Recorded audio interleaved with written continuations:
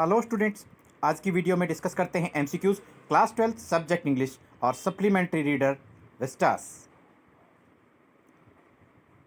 Vistas से आपका बहुत ही इंपॉर्टेंट लेसन है Evans tries and O level. ये एमसीक्यूज की वॉल्यूम 2 है। स्टार्ट करते हैं। क्वेश्चन नंबर 1 हमने लिया है, when was for his inspector Morse series of novels written. जो ये आपका लेसन है Evans tries and O level, इसके राइटर हैं कॉलिन टेक्स्टर। उन्होंने नॉवेल्स की, उपन्यासों की एक श्रृंखला लिखी थी और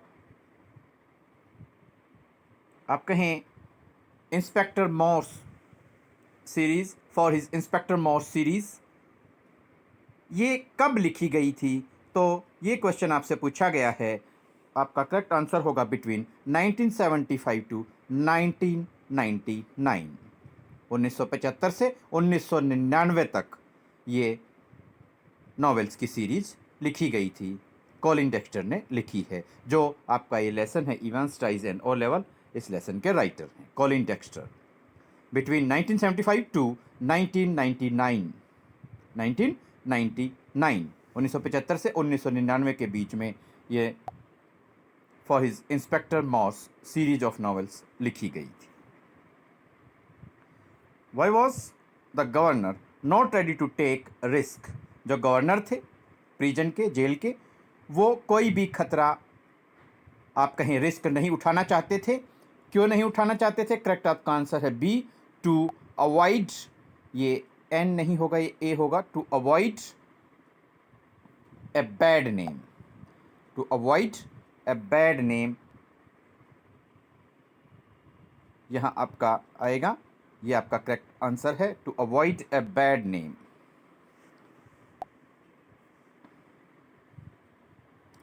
यहाँ बैड नेम से पहले एन लिखा हुआ है, इसको आप करेक्ट कर लेंगे।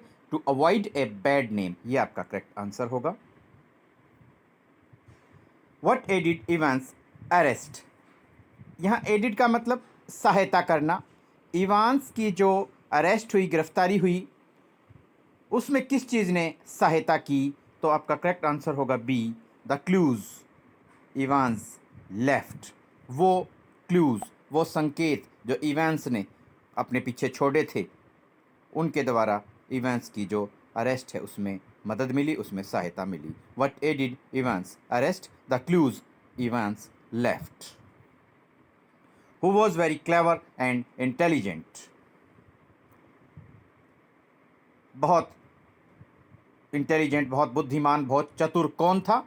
करेक्ट आपका आंसर होगा B, Evans. Who was over cautious about Evans. Evans के बारे में बहुत ज़्यादा सावधानी कौन रखे हुए था? तो आपका करेक्ट आंसर होगा the governor of Oxford prison. Oxford जेल के गवर्नर बहुत ज़्यादा ओवर कॉशियस थे इवेंट्स को लेकर। Who called Evans, Evans the break, Evans the break, Evans को ये कहकर कौन बुलाते थे? तो करेक्ट आपका आंसर होगा द प्रिजन ऑफिसर्स। फिर आपसे पूछा गया, who was posted at the door of the cell. कोठरी जो थी, जेल के अंदर जो कोठरी थी, उसके दरवाजे पर किसकी ड्यूटी लगाई गई थी? करेक्ट आपका आंसर होगा A, Stephens. Who was posted at the door of the cell, correct आपका आंसर होगा स्टीफन्स। कुछ और क्वेश्चंस हैं, डिस्कस करते हैं।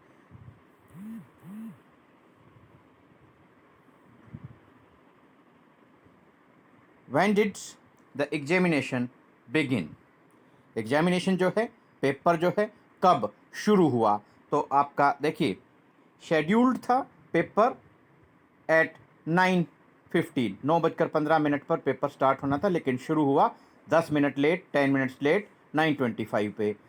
सिक्योरिटी रीजन्स की वजह से ये देरी हुई थी। तो आपका करेक्ट आंसर होगा when did the examination begin, examination कब शुरू हुआ? तो eight 9:25. Do you think Evans was really keen to get some sort of academic education या academic qualifications? क्या कोई शैक्षणिक योग्यता वास्तव में इवांस प्राप्त करना चाहता था? करेक्ट आपका आंसर होगा नो। उसका तो एक ही मकसद था, to escape from jail. Jail से भाग जाना उसका मकसद था। What things had Jackson taken away from Evans cell? Jackson ने इवांस की कोठरी से कौन चीजें निकाल ली थी? तो यहाँ आपका करेक्ट आंसर होगा नेल सीजर्स और नेल फाइल। नाखून काटने की जो कैंची हैं, नेल फाइल नाखून घिसने के जो औजार हैं, वो आप कहें उनको जेल से, जो आप कहें नुकीले या तीखे जो हथियार हैं, औजार हैं, उनको निकाल लिया गया था। Nail scissors and nail file. तो करेक्ट आपका आंसर हो जाएगा C, both. What did McLeary have with him when he came for his examination duties? जब मैक्लेरी अपनी एग्जामिनेशन ड्यूटी पे आए, एग्जामिनेशन ड्यूटीज़ के लिए आए, उनके साथ क्या क्या था? यहाँ आपका करेक्ट आंसर तो होगा ऑल ऑफ द अबव, क्योंकि क्या क्या था देखिए, चॉइस ए पे लिखा गया ए copy of Bible and the church times. Bible की कॉपी थी, चर्च टाइम्स उनके पास था। उसके बाद में बी चॉइस पे है ए सील्ड क्वेश्चन पेपर एनवेलप, एक लिफाफा था जिसमें सील्ड क्वेश्चन पेपर था, एंड अ येलो इनविजिलेशन फॉर्म, और इनविजिलेशन का निरीक्षण के लिए ड्यूटी लगाने का जो है एक येलो कलर का फॉर्म था, और a special authentication card from the examination board. Examination board की तरफ से ऑथेंटिकेशन कार्ड था। ऑथेंटिकेशन कार्ड का मतलब आप यहाँ आईडी कार्ड ही मान सकते हैं, आइडेंटिटी प्रूफ एग्जामिनेशन बोर्ड ने उनको दिया हुआ था, तो सारी चीज़ें उनके पास थी, इसलिए आपका करेक्ट आपका आंसर हो जाएगा all of the above. Did the exam go as scheduled? क्या जब जिस समय पर एग्जाम होना था उसी समय पर एग्जाम शुरू हुआ? करेक्ट आपका आंसर होगा no. Why couldn't Stephens identify Evans trick? जो स्टीफन्स है वो इवेंट्स की ट्रिक को नहीं समझ पाया, उसकी चाल को नहीं समझ पाया। क्यों नहीं समझ पाया? यहाँ पर आप देख सकते हैं, because he was a new recruit, क्योंकि वो अभी नया नया भर्ती हुआ था। Why couldn't Stephens identify Evans trick? He was a new recruit. Students, ये Evans tries and O level lesson के एमसीक्यूज की वॉल्यूम 2 है। वॉल्यूम 1 आपको ऑलरेडी आपके अपने YouTube channel just fun with English with Ashok Kumar and Sujata पर मिल गई हैं।